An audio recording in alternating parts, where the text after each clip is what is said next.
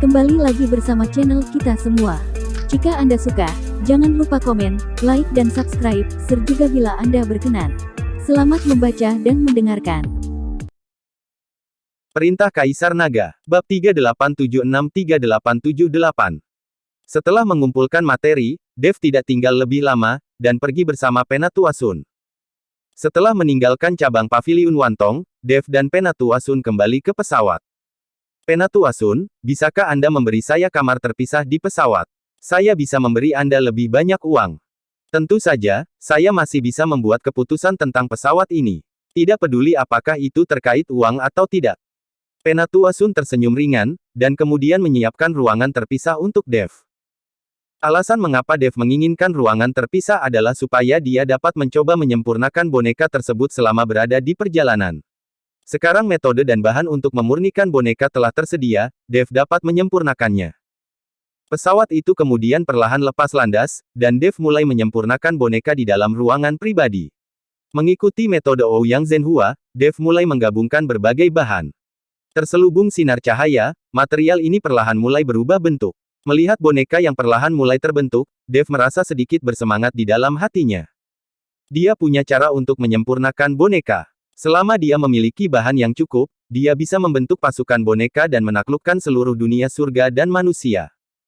Sekitar 3 jam kemudian, sebuah boneka dengan kepala setinggi 1 kaki dan tubuh penuh penindasan terbentuk. Dev dengan lembut membelai boneka itu seolah-olah sedang membelai anaknya sendiri. Dev memiliki pemikiran di benaknya dan ingin membuat boneka ini bergerak. Tapi boneka itu tetap diam seperti orang mati, dan dia tidak memahaminya sama sekali. Kesadaran Dev tidak bisa terhubung dengan boneka itu sama sekali. Dev sekali lagi memancarkan kesadaran spiritualnya dan menyuntikkan auranya sendiri ke dalam tubuh boneka itu, namun boneka itu tetap tidak bergerak. Saat ini, Dev mengerutkan kening, wajahnya penuh kebingungan. Dia tidak mengerti. Boneka itu jelas berhasil disempurnakan, tapi mengapa tidak bergerak?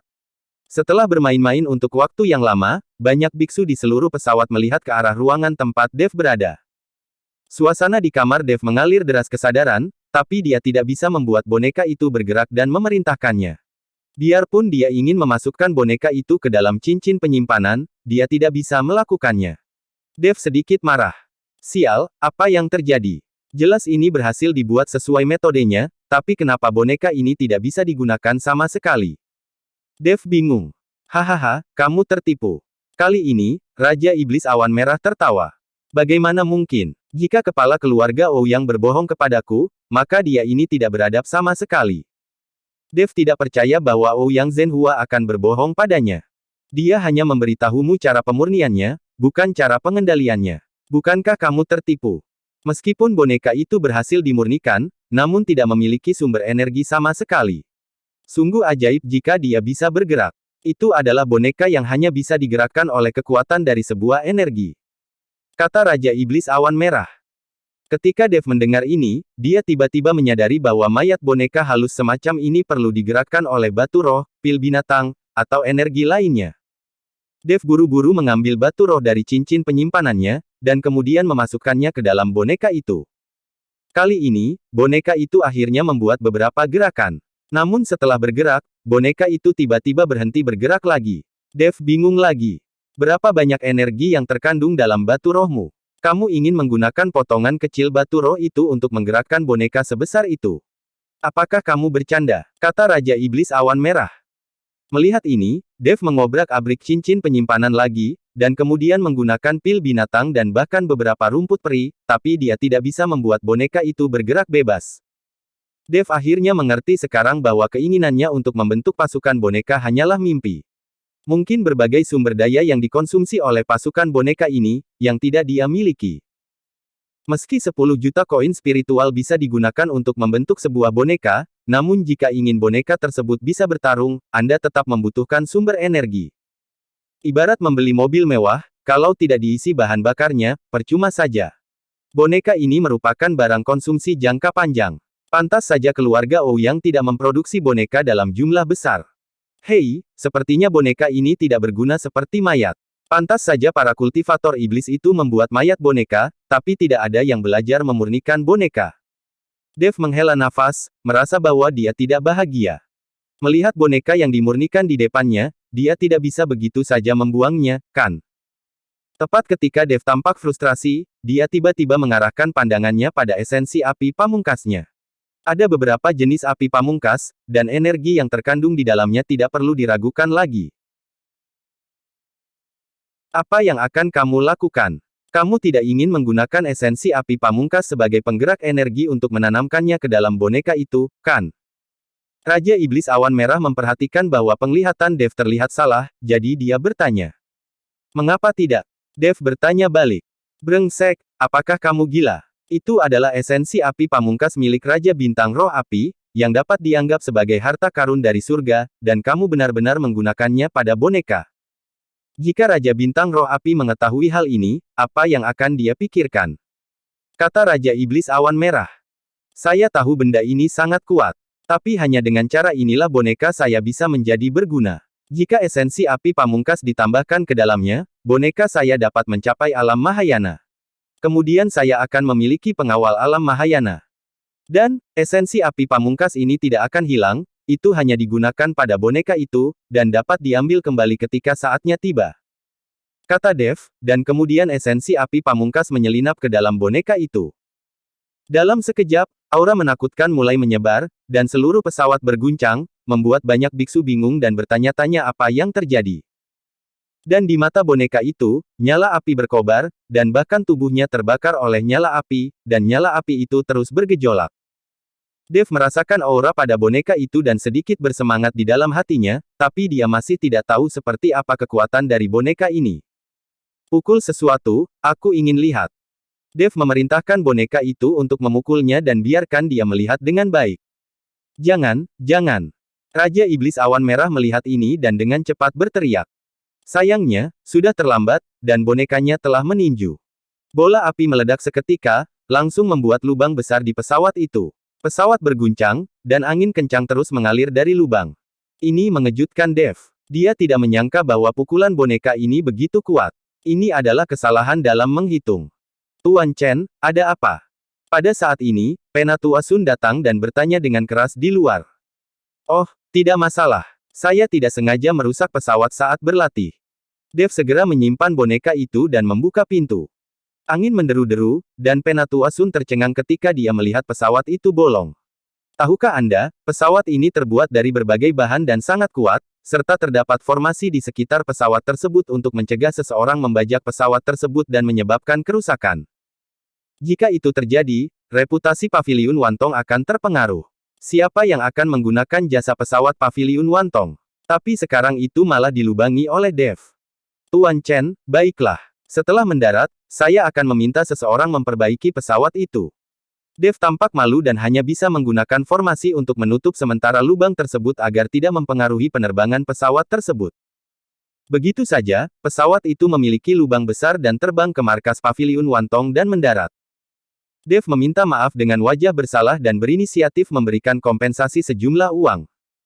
Meskipun Penatua Sun mencoba yang terbaik untuk menolak, Dev tetap memberikan uangnya. Lagi pula, kerusakan pesawat ini disebabkan oleh dirinya sendiri, jadi dia tidak bisa pergi begitu saja.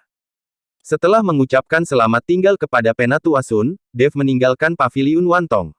Awalnya, Dev berpikir untuk kembali ke Lembah Roh Darah secara langsung, tetapi ketika dia berpikir untuk melewati Sekte Jiwa Iblis dalam perjalanan, jadi dia memutuskan untuk pergi ke Sekte Jiwa Iblis terlebih dahulu. Jika memungkinkan, panggil Sekte Jiwa Iblis dan minta mereka membantu Istana Guanghan untuk menahan serangan keluargamu. Ada satu hal lagi. Dev ingin bertanya apakah Master Sekte Chen dari 5 sekte besar telah pergi ke Sekte Jiwa Iblis untuk membentuk kembali tubuhnya. Hal lainnya adalah melihat apakah pria bernama Yakub itu menjalani kehidupan yang baik. Saat ini di Sekte Jiwa Iblis. Pemimpin Sekte Ji yang telah mengasingkan diri, dan Yara mengendalikan semua masalah dalam sekte. Selain itu, dengan bantuan Yakub, Yara masih mengatur sekte tersebut dengan tertib. Terlebih lagi, Yakub dan Yara telah menjadi mitra kultivasi ganda, berciuman dan bermesraan setiap hari. Meskipun kekuatan keseluruhan dari Sekte Jiwa Iblis tidak terlalu kuat, karena Sekte Jiwa Iblis memiliki penelitian mendalam tentang jiwa dan dapat menyerang jiwa, tidak banyak orang yang ingin memprovokasi. Selain itu, Sekte Jiwa Iblis dapat membantu membentuk kembali tubuh fisik. Baik pembudidaya iblis maupun manusia dapat menggunakan bantuan Sekte Jiwa Iblis, sehingga Sekte Jiwa Iblis masih dalam damai. Wakil pemimpin sekte, beberapa orang datang. Seorang murid dari Sekte Jiwa Iblis melaporkan. Apakah mereka di sini untuk membentuk kembali tubuhnya lagi? Yara bertanya. Aku tidak tahu. Murid Sekte Jiwa Iblis menggelengkan kepalanya. Yara, ayo kita keluar dan lihat. Mungkin Tuan Chen membimbing mereka ke sini lagi.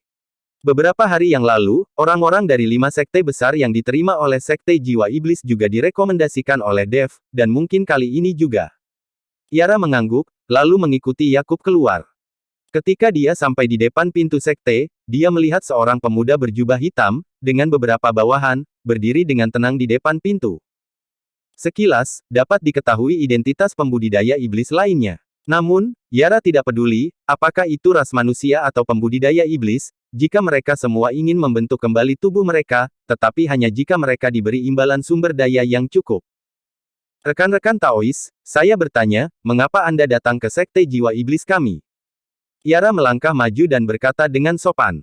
Di mana pemimpin sektemu? Pemuda berjubah hitam bertanya. Pemimpin sekte kami sedang mengasingkan diri. Jika Anda memiliki pertanyaan, Anda bisa bicara kepada saya. Saya sudah menjadi wakil pemimpin sekte dari Sekte Jiwa Iblis kami, kata Yara. Pemuda berjubah hitam memandang Yara, lalu berkata dengan dingin, apakah kamu kenal Dev? Ketika mereka mendengar kata Dev, Yara dan Yakub langsung menjadi waspada. Yara menggelengkan kepalanya, saya tidak tahu, apa yang kamu bicarakan. Jika kamu tidak di sini untuk membentuk kembali tubuhmu, maka aku tidak bisa membantumu. Setelah mengatakan itu, Yara dan Yakub hendak pergi. Namun dia dihentikan oleh beberapa orang di belakang pemuda berjubah hitam. Melihat pemandangan ini, banyak murid dari Sekte Jiwa Iblis berlari keluar satu demi satu. Mereka tahu orang-orang ini ada di sini untuk menimbulkan masalah. Pemuda berjubah hitam menghadapi puluhan murid Sekte Jiwa Iblis, tapi dia tidak menunjukkan rasa takut atau panik sama sekali. Saya menyarankan Sekte Jiwa Iblis Anda untuk lebih pintar. Kami adalah anggota Aliansi Penyegelan Iblis. Seseorang telah melihat Sekte Jiwa Iblis Anda mengikuti Dev. Di mana Dev sekarang? Selama Anda memberitahu saya tidak perlu berselisih denganmu. Lagi pula, Aliansi Penyegelan Iblis kami tidak mau repot-repot berurusan dengan sekte kecil sepertimu, kata pemuda berjubah hitam. Yara diliputi kepanikan ketika dia mendengar bahwa dia berasal dari Aliansi Penyegelan Iblis. Lagi pula, organisasi macam apa Aliansi Penyegelan Iblis itu? Dia tahu betul bahwa Sekte Jiwa Iblis tidak memiliki kekuatan untuk bersaing dengan Aliansi Penyegelan Iblis. Mata Yakub sedikit menyipit dan dia berkata, kamu adalah anggota Aliansi Penyegelan Iblis, mengapa masih berpura-pura sekarang? Sebagai penggarap iblis, kamu ditekan oleh Aliansi Penyegelan Iblis, tetapi sekarang kamu setia kepada Aliansi Penyegelan Iblis. Kalian sungguh tidak tahu malu. Pemuda berjubah hitam tersenyum dingin dan berkata, kami bekerja sama. Tidak ada pertanyaan tentang kesetiaan. Yang perlu Anda lakukan hanyalah memberi tahu keberadaan Dev. Jika tidak, hari ini adalah peringatan kematian Sekte Jiwa Iblis. Begitu pemuda berjubah hitam itu selesai berbicara, kekuatan tingkat ke-9-nya di alam kesengsaraan transendensi tiba-tiba meledak. Pada saat ini, semua orang di Sekte Jiwa Iblis ditekan tanpa perlawanan sama sekali. Alam kesengsaraan transendensi tingkat ke-9 sudah tak tersentuh dan tak terhentikan bagi Sekte Jiwa Iblis. Harus katakan bahwa kekuatan Aliansi Penyegelan Iblis ini memang menakutkan. Setiap pembudidaya iblis yang dikirim secara acak ternyata adalah alam kesengsaraan transendensi tingkat 9. Memikirkan jalan masa depan Dev, Yakub menjadi khawatir tentang Dev. Bersambung.